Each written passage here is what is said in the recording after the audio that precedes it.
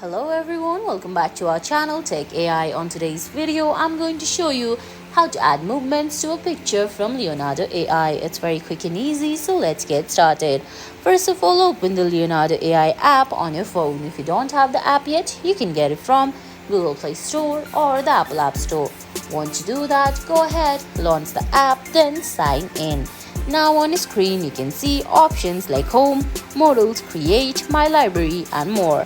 Tap on Create, then select Motion from the given options on a screen. Now, there you can see a category called Add Image where you can choose your generations, photo library, take a photo or paste image.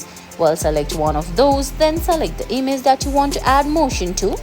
Once you do that, you can see there's an option saying motion strength.